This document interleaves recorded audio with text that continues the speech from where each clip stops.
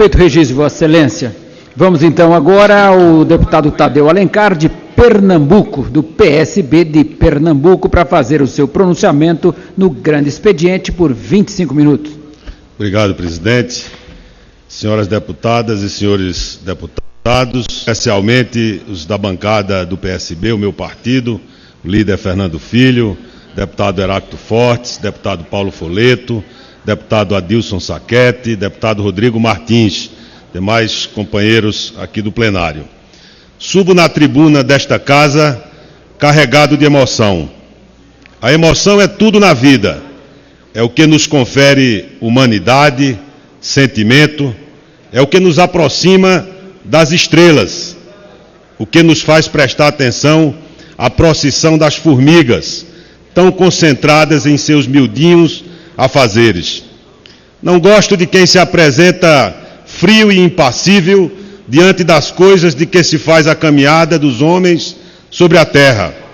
Muita gente há que pensa e age desse modo, mas eu, que sou filho de sertanejos, acostumado a valorizar o relâmpago, o trovão, a chuva, que sabe o valor das safras e o sabor do melaço dos engenhos, aprendi que, apesar da brevidade da vida e das suas trágicas medições, devemos colocar flores sobre a mesa para que elas possam iluminar os caminhos e nos fazer acreditar que, além das cortinas do cotidiano, há uma dimensão fantástica da vida, que para quem professa alguma fé, qualquer fé, faz do homem um ser tocado pela centelha do divino. Por isso vivo intensamente cada dia que me é concedido, senhor presidente, e que eu recebo e consagro como graça de Deus. Por isso, a emoção de subir à tribuna da Casa do Povo, como seu representante, a quem se confiou uma tarefa das mais nobres, a de exercer a política para manejá-la com ética, espírito público, visão republicana, como instrumento de servir à coletividade e ao meu país.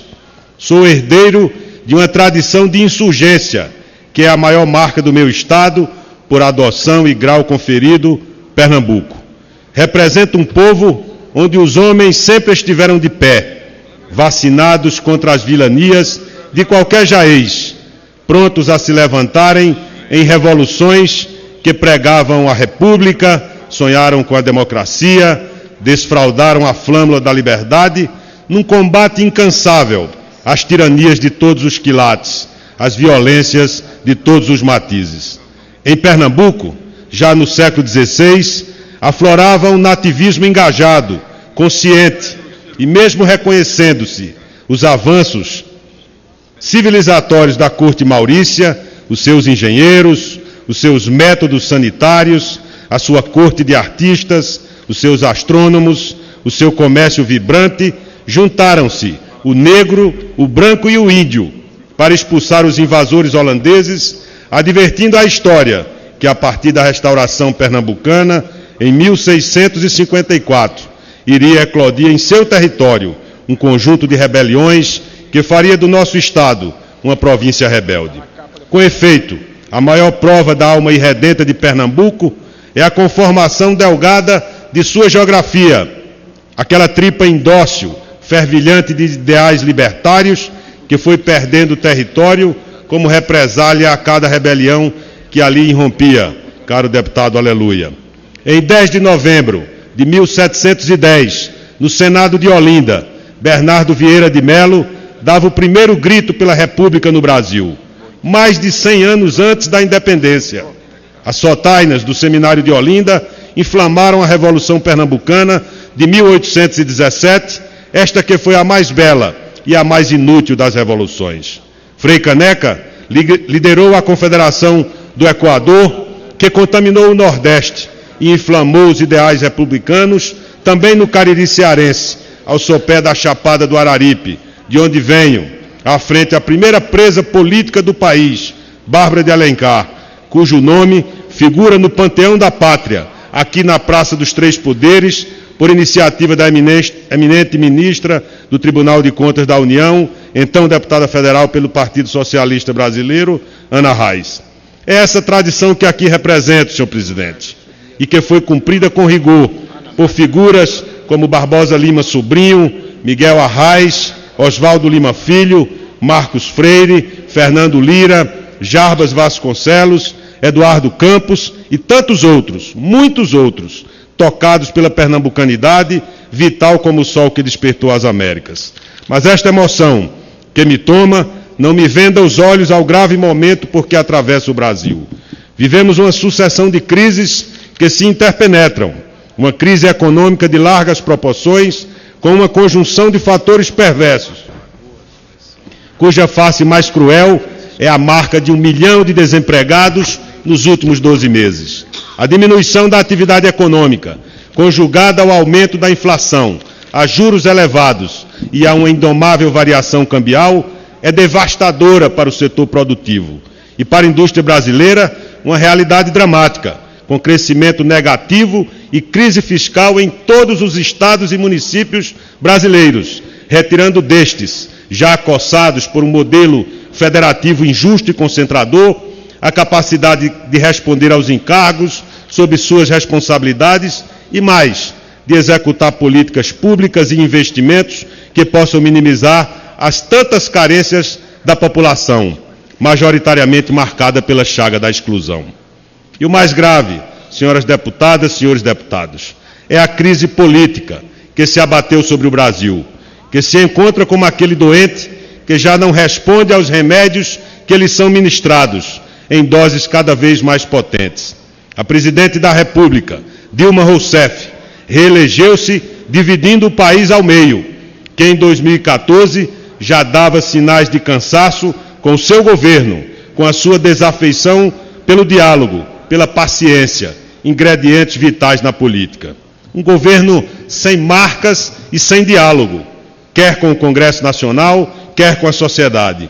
Governo clubista, arrogante, senhor das únicas razões, esquecido de que a legitimidade popular tem início no momento da eleição, mas se aperfeiçoa no exercício do poder, na capacidade que tem de criar uma sinergia com a sociedade e de construir consensos.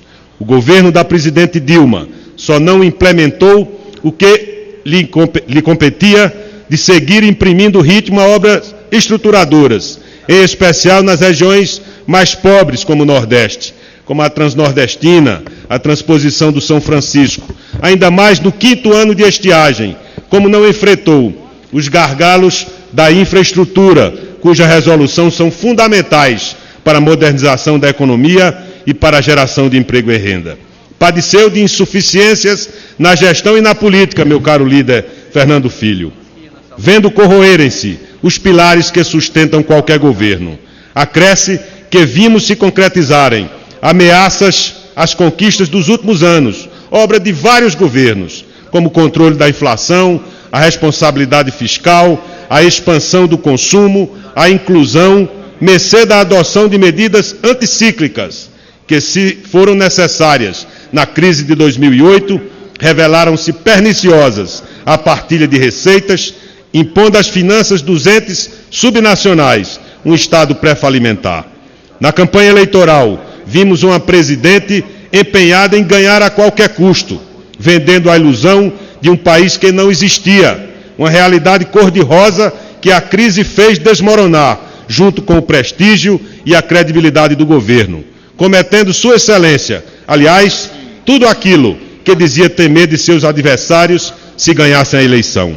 Esse ilusionismo com a população, que lhe assegurou a renovação do mandato, custou caro ao prestígio do seu governo, fazendo com que ele hoje tenha em torno de 10% de aprovação. Por favor, deputado Heráclito Fortes. Nobre deputado Tadeu Alencar, ouvindo aqui com muita expectativa esse seu pronunciamento. E não sabe com que felicidade escuto, porque sabe bem, Vossa Excelência, que eu tenho uma parte muito importante da minha formação vinda das terras pernambucanas. Cheguei lá bem jovem. Vários dos políticos que Vossa Excelência citou, eu conheci de perto, convivi. E eu vejo uma coisa fantástica, deputado Tadeu, que é uma característica. A bancada de Pernambuco aqui nesta casa é uma das melhores do Brasil. É uma bancada de categoria, é uma bancada que tem participação nos debates nacionais.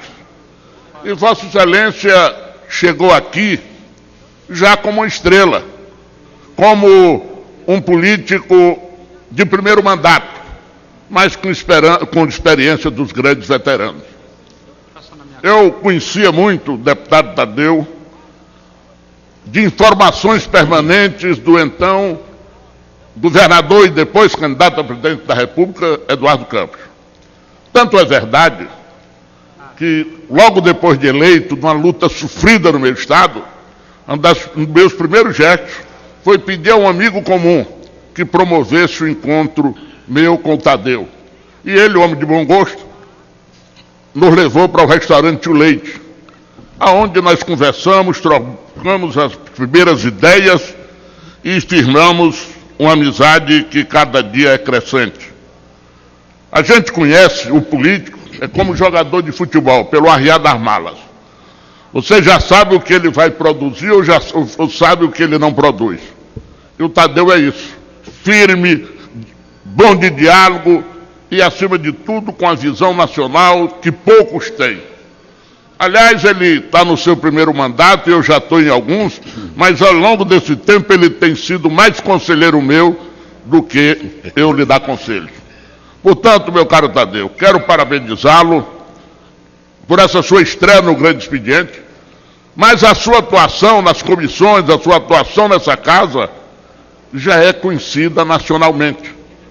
Vossa Excelência tem tido, em todos os momentos, uma posição marcante e determinada, de forma que me congratulo com essa sua estreia no Grande Expediente e tenho certeza, Brasil, que nós vamos ver desse nobre deputado muitas e muitas posições, muitas e muitas atitudes que irão orgulhar todos nós. Parabéns, muito obrigado. Muito obrigado, deputado Heráclito. Deputado Tadeu Alencar, se me concede uma parte. Pois não, deputado Fernando. Queria, não como líder da bancada, mas fazer um registro que eu tive a oportunidade em 2006, com o então eleito governador de Pernambuco, Eduardo Campos, vinha a Brasília e no regresso ele trazia consigo Tadeu Alencar.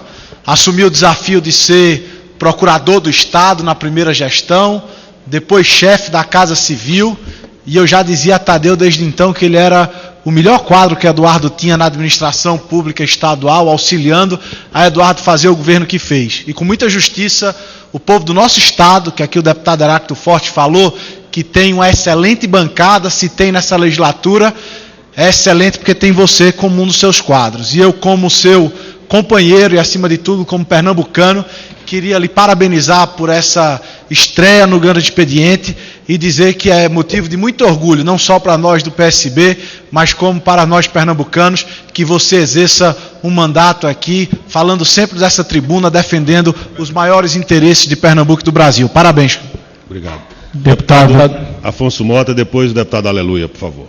Queria, em primeiro lugar, trazer um abraço fraterno, de admiração do povo do Rio Grande do Sul a Pernambuco e dizer que tenho tido o privilégio de conviver aqui nesta casa com Vossa Excelência, participar do debate importante, um pouco frustrante, mas não deixou de ser um debate importante sobre a reforma política. Tivemos o privilégio de ajudar a construir essa mini reforma eleitoral da matéria infraconstitucional. Temos a notícia de que hoje ainda o Senado deve votar uma parte daquela PEC pela qual nós lutamos tanto por um novo sistema eleitoral para o país, por um financiamento de campanha que realmente promovesse a igualdade, mas enfim, fato, o privilégio de termos trabalhado junto, participado do debate juntos e reconhecer em Vossa Excelência um grande parlamentar, um parlamentar que honra o seu Estado e um parlamentar que honra o Brasil. Portanto, receba um abraço da bancada do PDT e um abraço do Rio Grande do Sul. Muito obrigado, deputado Afonso. Por favor, deputado Aleluia. Deputado Tadeu Alencar, sabendo que Vossa Excelência iria usar a tribuna, e a informação me foi dada pelo querido amigo Heráclito Fortes, eu fiz questão de vir aqui como nordestino, como baiano, e eu não sei se Vossa Excelência sabe, como pernambucano, por generosidade da unanimidade da Assembleia Legislativa do Estado de Pernambuco. Mas eu quero dizer a Vossa Excelência que Vossa Excelência, a presença de Vossa Excelência, o encontro de Vossa Excelência aqui na Câmara dos Deputados nessa legislatura é, de certa forma, um sopro de esperança num parlamento que está ao lado do Poder Executivo, formando uma dupla de poderes fracassados. Nós temos que reconhecer que o Brasil hoje não tem governo e não tem parlamento. Nós estamos num dia muito triste. Semana passada, nós tivemos o líder do governo, da presidente Dilma, sendo preso.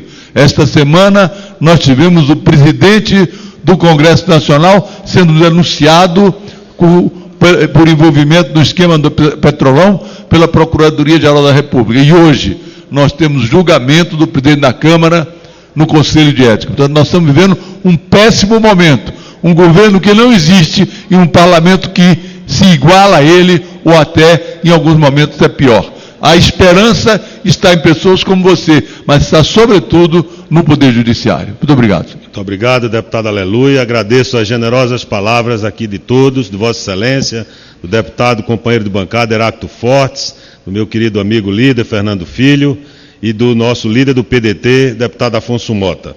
Dou sequência aqui, senhor presidente.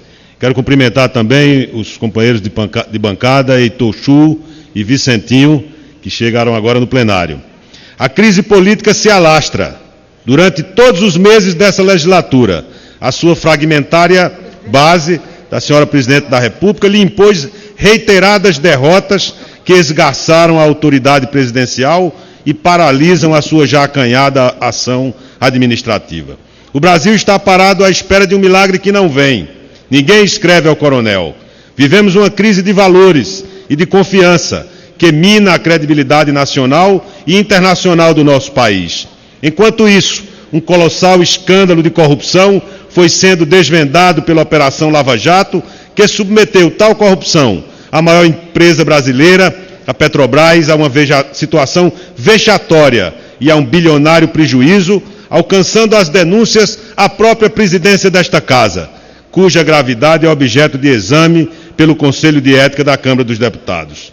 O último dos episódios dessa sucessão de escândalos flagrou o líder do governo no Senado da República, num diálogo espúrio que agride a cidadania brasileira e a própria jurisdição do Supremo Tribunal Federal. De outro giro, vimos ser afirmada uma pauta conservadora, baseada na intolerância, no retrocesso institucional, na visão persecutória e de agravamento de penas, no que tange à violência, que no Brasil tem causas sociais evidentíssimas, reabilitando dezenas de projetos que durante anos foram recusados pela sociedade civil. Com seu estilo autocrático, imperial, tomando por ferrenhos adversários aqueles que apenas lhe divergiam nas ideias, o presidente desta casa implodiu a Comissão da Reforma Política, repetiu, através de manobras regimentais, votações já consumadas em manifesto desrespeito à Constituição da República, deputado Folleto, na redução da maioridade penal e no financiamento empresarial de campanhas políticas.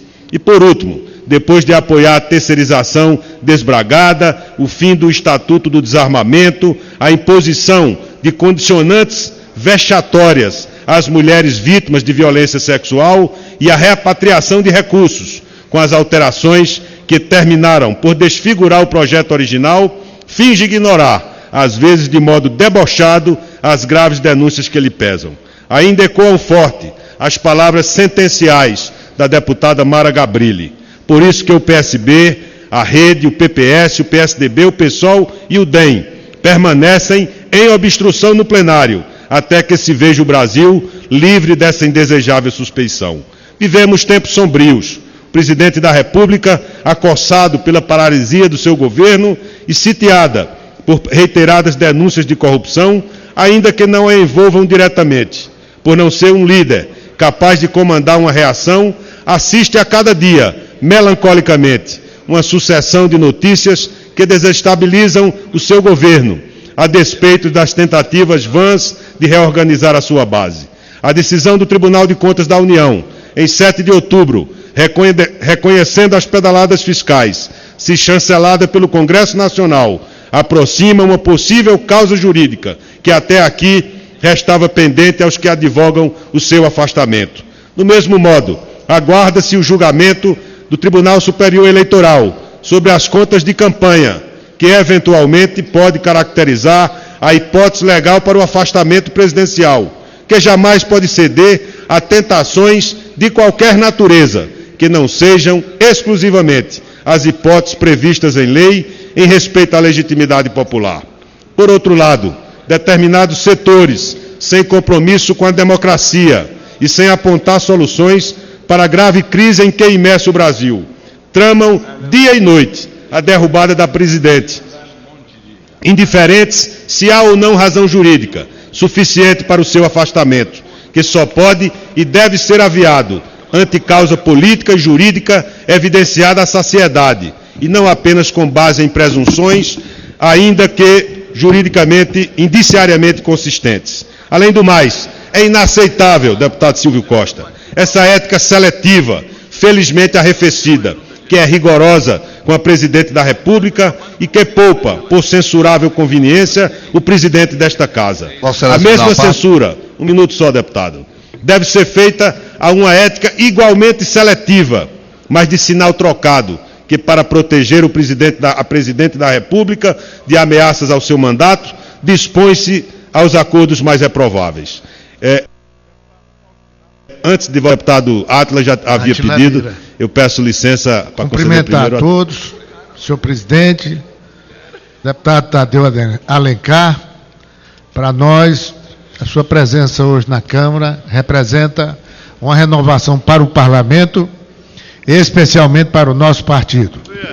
Você, como parlamentar, com sua experiência, com seu conhecimento, tem sido de grande valia para nós, sobretudo pela segurança, pelos conselhos jurídicos e de bom senso nessa caminhada que nós estamos enfrentando, de muito conflito, de muita turbulência, numa procura de mudar esse país e mudar esse Congresso. Parabéns, Pernambuco, e parabéns o PSB por ter um homem do seu valor. Muito obrigado, deputado Átila.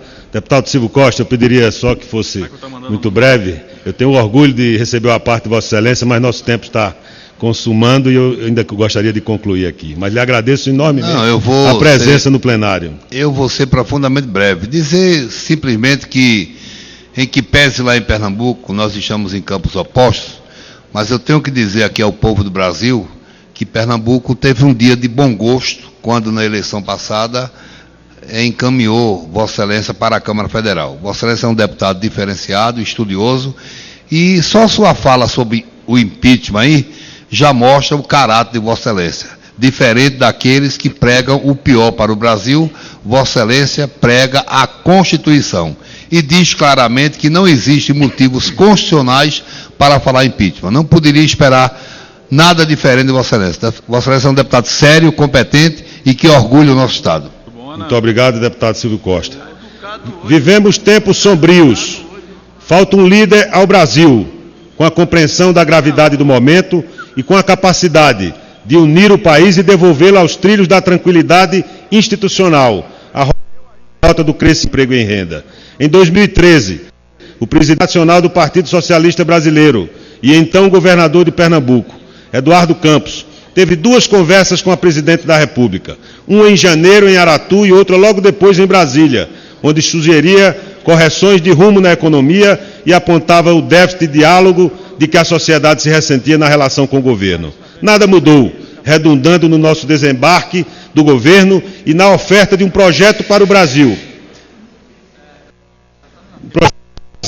Visivelmente cansado da polaridade estéril entre os dois grupos que comandaram o país nos últimos 20 anos. Eduardo Campos era um estadista pronto para cumprir o seu destino, mas foi tragado pela tragédia que comoveu milhões de pessoas, deixando órfãos a sua família, os seus amigos, o seu partido, o único ao qual foi filiado, o PSB. Ele, sem dúvida, é uma ausência ainda maior do que a sua presença. Tinha algo de diferente dos políticos em geral, juntou a matriz política de onde vinha, de sólidos compromissos com os mais pobres e uma extraordinária capacidade de gestão que revolucionou os costumes administrativos, transformando o Estado de Pernambuco. Aos 49 anos, sorridente, bem-humorado, um olhar e uma vontade intensos, já havia passado por quase todos os cargos da vida pública e estava em vias de liderar um projeto nacional.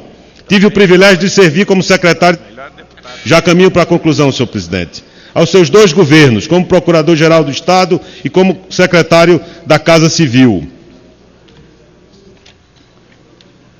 O Brasil está carente, sobretudo, de decência na vida pública, na política e carente também da capacidade do fazer. O Estado do controle foi construído pela política e foi uma contribuição importante na efetivação de um Estado republicano e democrático. Precisamos agora do Estado cidadão, que respeite as pessoas, em que o controle não negue a política pública, não a persiga como algo reprovável. O Partido Socialista Brasileiro pode e deve amalgamar esse sentimento pela ética na política e por um Estado do fazer. Depende de nós ocupar um Estado que existe na sociedade brasileira, que deseja justiça social, que quer igualdade de oportunidades, que quer ver a educação como prioridade de governo e não como lema estéril, sem concreta significação. A sociedade... Um pouquinho mais de tolerância, presidente, mas já caminho para o encerramento. A sociedade quer governantes probos, que apliquem bem os dinheiros públicos, que sejam transparentes, operosos, dinâmicos, com visão de futuro. Tenho certeza de que a energia que embalou a candidatura de Eduardo e Marina busca um leito por onde correr. O Brasil é maior que as crises que lhe garroteiam a esperança. Este é o legado que recebemos. Devemos acrescê-lo com o fruto das nossas mãos. Por fim, lembro do meu Cariri de nascimento, deputado Heráclito Fortes, a minha Juazeiro do Norte, meca de aventureiros e desassistidos, coração do Nordeste, onde a religiosidade popular buscou um refúgio de esperança, um refrigério para o abandono crônico em que se veem as massas sertanejas. Ali, menino livre no meio das feiras e das romarias, que vinham render homenagem ao Padre Cícero, pude compreender como a desigualdade é uma marca da sociedade brasileira, uma marca que sangra. Depois do Cariri, na infância, fui ter no Recife, onde tive o privilégio de estudar na gloriosa Faculdade de Direito do Recife. Senhor presidente, sou um homem de tripla nacionalidade, Juazeiro, Recife, Brasília. Terminei também cativo desses espaços monumentais, dessas árvores retorcidas, desta arquitetura flaminga de Niemeyer. Como não sou o homem da beira da praia, mas dos socavões, da Serra do Araripe e dos sertões selvagens, senti-me liberto nessas savanas do Cerrado que tanto confortam meu coração. E além das cidades em que sou dividido em 3 partes, devo mais apenas falar da minha família, dos meus pais nonagenários, que me ensinaram a manter sempre ereta a coluna, e da minha companheira e dos meus filhos e meus amigos, que me dão sustento de pão e fé. Digo mais, apenas um verso, senhor presidente, do meu predileto, o poeta Fernando, pessoa essencial. Sei inteiro em tudo que fazes. Amém. Muito bem. Encerrado.